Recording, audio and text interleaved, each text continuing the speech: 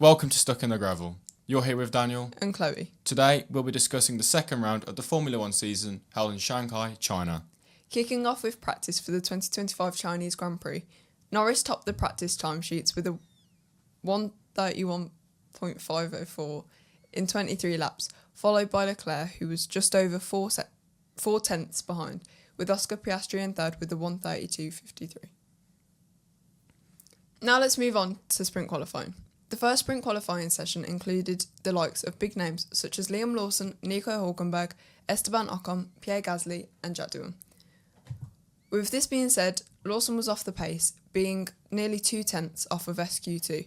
The next driver we will talk about is Nico Hülkenberg, being nearly 1.5 tenths off of SQ2.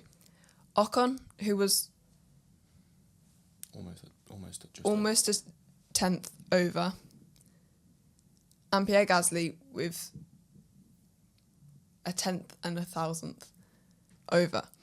And then Jack Doohan, he was 300ths over.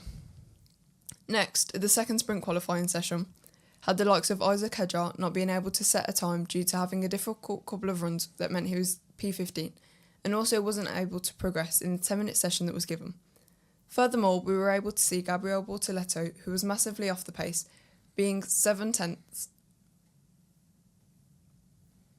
with Carlos Sainz being P13 and 5 tenths off the cut-off zone. Oliver Bearman returns after a horrible Australian weekend, with a few shocking crashes, placing himself a solid P12, in a Haas out-qualifying his teammate, being nearly 2 tenths from SQ3. Fernando Alonso found himself 200ths off of SQ3, which is a bit of a shame due to the fact that he hasn't quite found his footing this season yet. In the top 5 were Lewis Hamilton with a 1:38.49, closely followed by Max Verstappen, who was just 100th off. Oscar Piastri, who was 800ths off, and Charles Leclerc, who was 2 tenths off, and then George Russell, who was 3 tenths off. So that was the top 5 for sprint qualifying. Did you have any thoughts on it? I think it was quite well deserved for Lewis Hamilton. Yeah. It was a bit of a sense of hope for Ferrari that, they might be back in it again. Yeah. Your thoughts? I'm happy that they're back there. Do you know what I mean? Considering what happened in Australia, they didn't particularly have the greatest of races, but they've hit the ground running perfect on a Friday. Now let's move on to Saturday.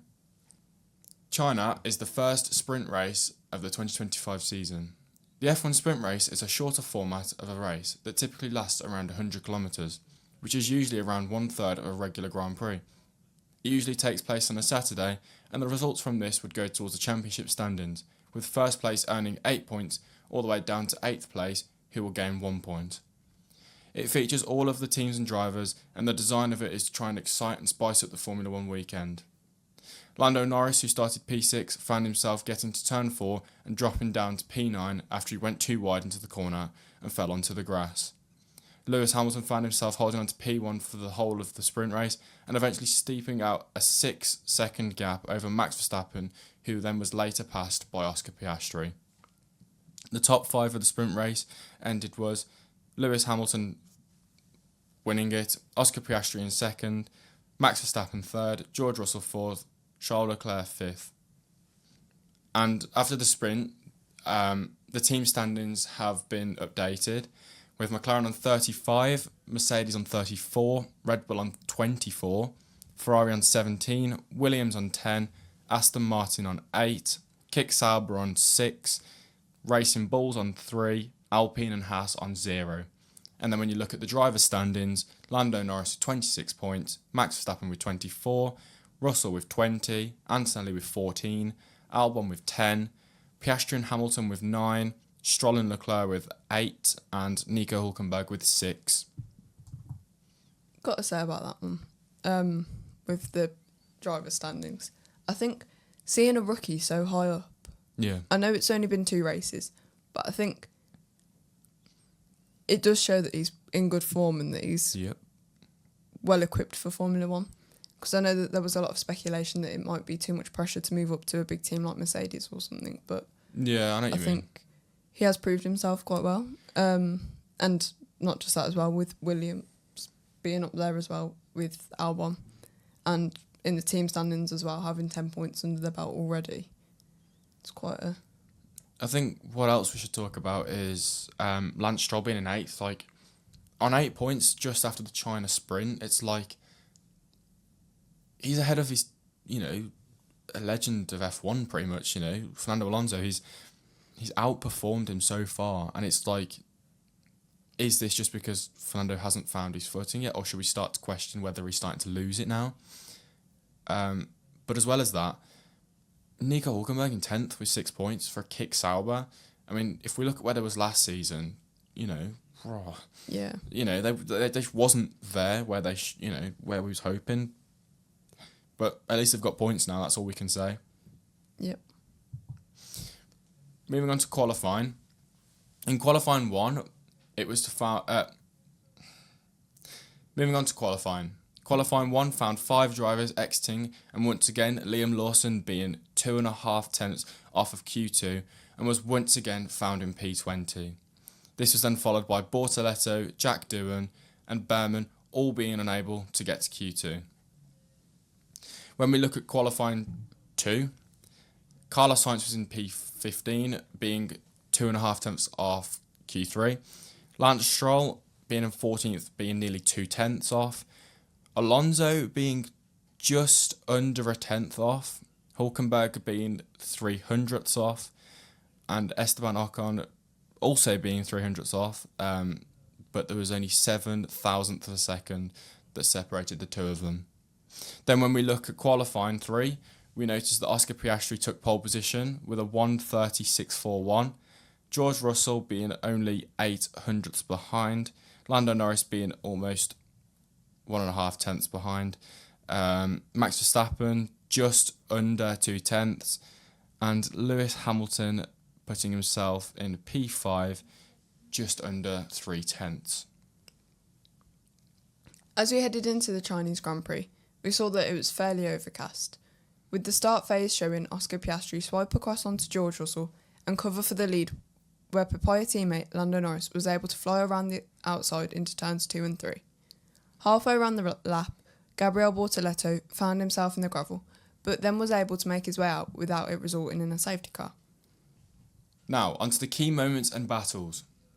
During the Chinese race, we saw that Ollie Behrman was making moves fast up the field and standout manoeuvres at the hairpin of the back straight. At the Shanghai International Circuit, it showcased the critical role of pit stop strategies with undercuts, overcuts, and team decisions significantly influencing the race's outcome. The undercut strategies were there to gain track position, whereas several teams employed the undercut, pitting earlier to capitalise on fresh tyres and gain positions. Red Bull's Max Verstappen pitted earlier than rivals, aiming to leverage the undercut. However, he encountered traffic upon rejoining, which limited the strategy's effectiveness. Mercedes' George Russell executed an early pit stop that allowed him to overtake competitors who stayed out longer, securing a podium finish. The overcut strategies is when it extends the stints for advantage. Some drivers opted for the overcut, staying out longer on worn tyres to gain advantage. McLaren's Oscar Piastri maintained his lead by extending his stint, benefiting from a clear track and consistent lap times before pitting. This strategy then contributed to his victory. Ferrari's Charles Leclerc attempted a longer first stint to overcut rivals, but faced challenges due to tyre degradation impacting his race position. On to post-race disqualifications. 3 drivers faced disqualification after post-race inspections revealed technical infringements. First one was for Lewis Hamilton with Ferrari, who was disqualified due to excessive skid block wear, with measurements showing the plank assembly below the minimum thickness required by regulations. Bad luck for Ferrari. They had another disqualification with Charles Leclerc, who was disqualified after his car was found to be underweight by 1 kilogram, falling below the minimum weight requirement, and also Alpine, Pierre Gasly, disqualified for his car being underweight, similar to Leclerc's infraction. These disqualifications marked the first time both Ferrari cars were disqualified from a Grand Prix, resulted in a significant loss of points for the team. On to team radio broadcast controversy. Ferrari's team principal Frédéric Vasseur criticised Formula One management, FOM, for not broadcasting a crucial radio exchange involving Lewis Hamilton during the race. Vasseur claimed the omission skewed the narrative, creating unnecessary confusion about Hamilton's team orders to let teammate Charles Leclerc pass. F1 responded by stating there was no intent to mislead and that the omission was due to other race developments. On-track incidents and penalties included Jack Doohan from Alpine, who received a 10-second time penalty and 2 penalty points on his super licence for forcing Isaac Hadjar from Racing Bulls off of the track during a duel at turn 14. Despite finishing 14th, Doohan gained a position following the disqualifications of other drivers. Practice start warnings went out for Gabriel Bortoleto from Sauber, Yuki Tsunoda for Racing Bulls, and Williams' Alexander Albon, who received warnings for conducting practice starts in unauthorised positions during reconnaissance laps before the race. How has this impacted the championship standings? The disqualifications and penalties had a notable impact on the championship standings. McLaren's Oscar Piastri secured his victory, leading a 1-2 finish for the team, with Lando Norris in second. This result propelled McLaren to hold on to the top of the Constructors' Championship, while Ferrari's disqualifications dropped them to 5th place. These events underscore the critical importance of adhering to technical regulations and the potential consequences of strategic decisions during a Grand Prix weekend. Now, on to driver performances. Oscar Piastri led a commanding 1-2 finish for McLaren, securing his victory from pole position, with Lando Norris, despite battling brake issues, held off Mercedes' George Russell to clinch second place. This result marks McLaren's 50th 1-2 finish in Formula One, underscoring their resurgence as a dominant force in the championship. Mercedes' George Russell showcased resilience, finishing third and capitalising on the misfortunes of others. His strategic driving and consistent pace highlighted Mercedes' competitive edge even as they continued to chase McLaren's performance. For Red Bull, Max Verstappen secured 4th place, a testament to his skill in extracting performance from the RB21, despite the car's noted instability and oversteering tendencies. The team's decision to replace Liam Lawson with Yuki Tsunoda reflects their urgency to address ongoing challenges. For Ferrari, the Scuderia faced a disastrous outcome with both Lewis Hamilton and Charles Leclerc disqualified post-race due to technical infringements. Hamilton for excessive skid block wear and Leclerc for the car being underweight. These setbacks have intensified scrutiny over Ferrari's operational protocols. Looking at the midfield battles between Aston Martin, Alpine and some others. So Lance Stroll managed a 9th place finish, earning valuable points. However, Fernando Alonso's early retirement due to brake issues on lap 4 highlighted ongoing reliability concerns within the team. The team faced disappointment at Alpine with Pierre Gasly's disqualification for an underweight car and Jack Doohan's 10-second penalty for forcing another driver off the track. These incidents underscore the challenges Alpine faces with maintaining compliance and competitiveness.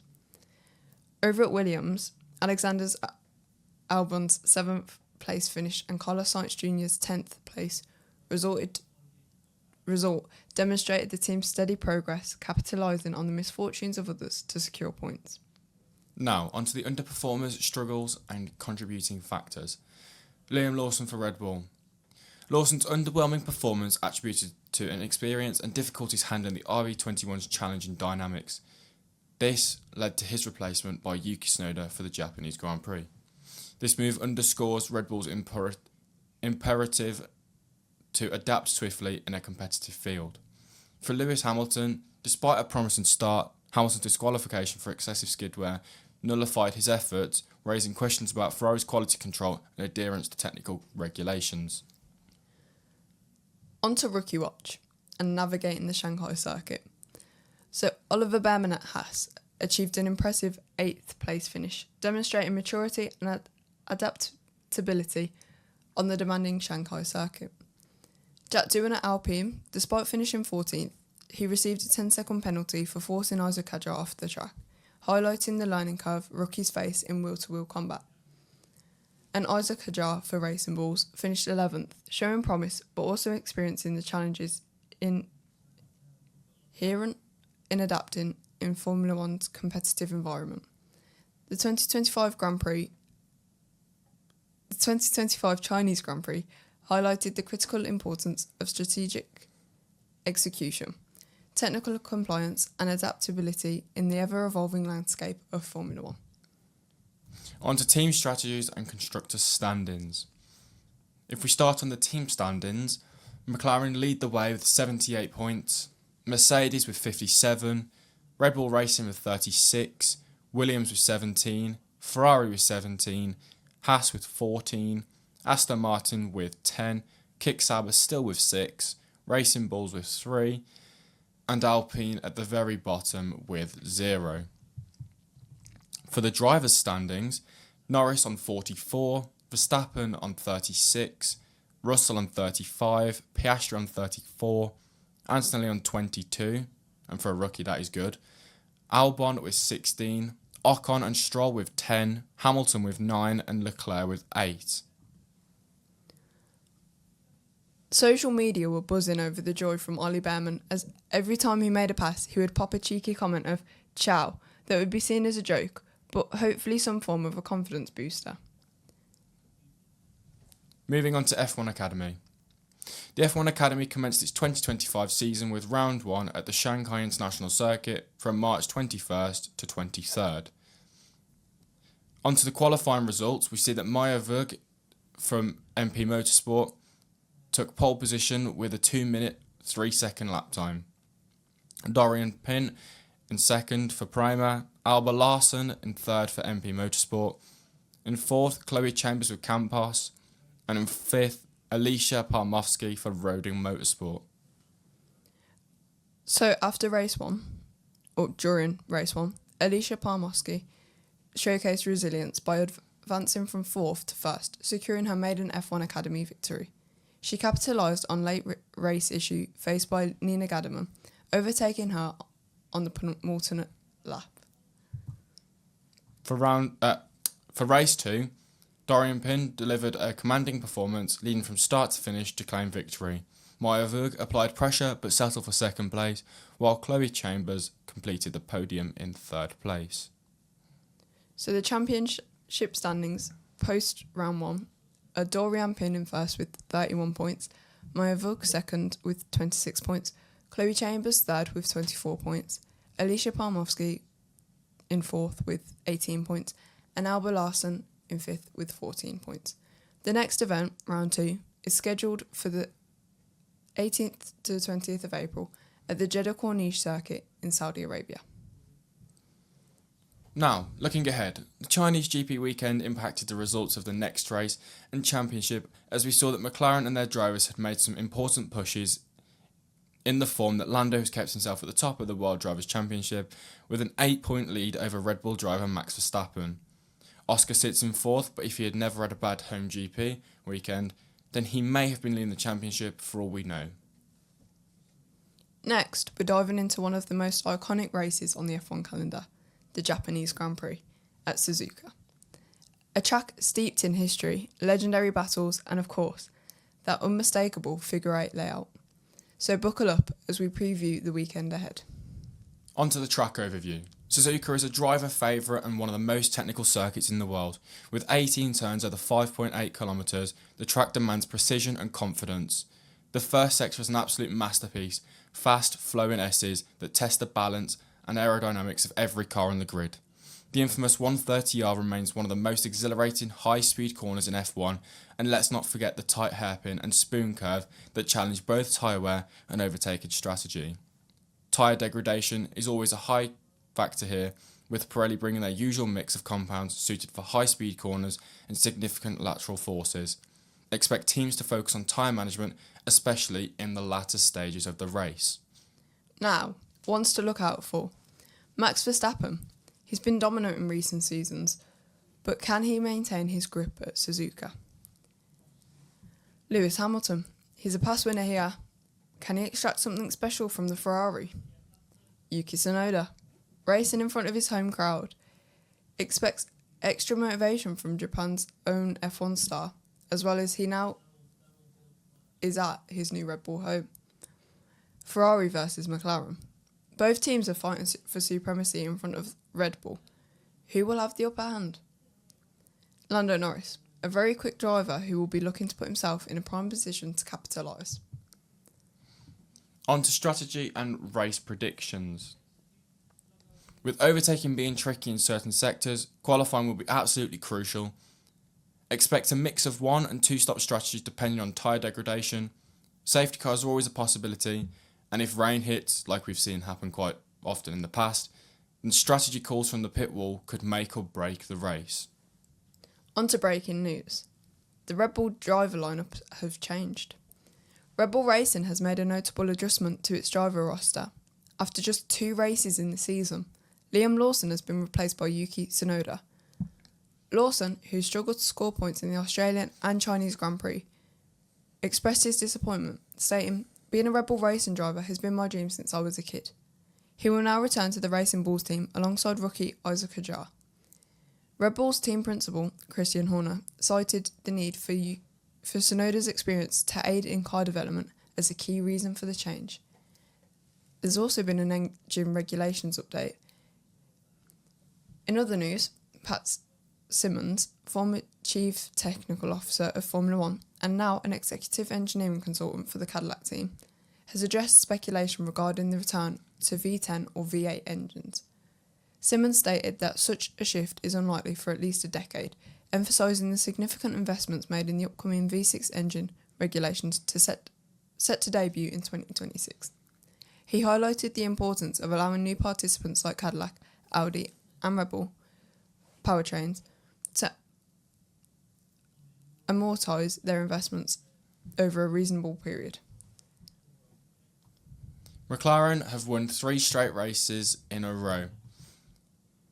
If we look back to 2012, Lewis Hamilton in Hungary, Jenson Button in Belgium, and Lewis Hamilton again in Italy. But then if we put it towards recent time, Lando Norris won the 2024 Abu Dhabi Grand Prix. He also won the Australian 2025, and then Oscar Piastri won China 2025, showing that team has made its way back to where it should be. Any thoughts on it? I think one thing definitely to note is looking at it being about 12, 13 years gap.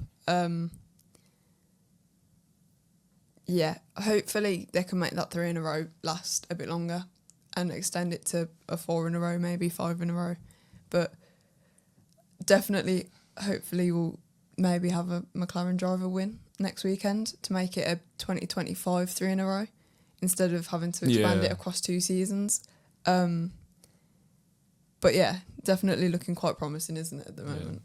And for all we know, it could be simply lovely. True. So, on to our predictions for the Japanese Grand Prix. So, for pole position, I think Lewis Hamilton might stand a chance. I know it sounds a bit crazy after, last week's antics, but I think the sprint race and the sprint qualifying has potentially given him some kind of a boost, maybe, hopefully, that he might do well in qualifying again. Hopefully, it's all a bit up in the air at the moment, but yeah, hopefully Lewis Hamilton for pole. And I think the winner might be Oscar Piastri again. I mean, you just never know, do you? It could go any which way, such as last weekend. The last 2 races have been very much between both of the McLaren drivers rather than any other drivers being in the mix. But yeah, I'm thinking Oscar again. So, yep. Yeah. And for me, for pole position, I've gone with Lando Norris. And simply I believe that if he can hook up the lap in a perfect way, that you know, as we've seen many times in the past, he's a really good qualifier, and I think that if he's comfortable with his car, he could be quite unstoppable when it comes to a one lap pace. He's a bit like Charles Leclerc in all, you know, if you look at it that way. And then for my race winner, I've gone with Lando Norris as well, because I believe that he's had that time to practice his race starts. And as we saw in Australia, he defended turn 1 perfectly from Oscar and Max. And as it looks, if he can do this into turn 1 and 2 at Suzuka, who knows? But I believe that Lando Norris will win. Thank you for tuning into our podcast. I've been Dan. And I've been Chloe. And this is Stuck in the Gravel. The voice of a new generation. This is KIC Radio.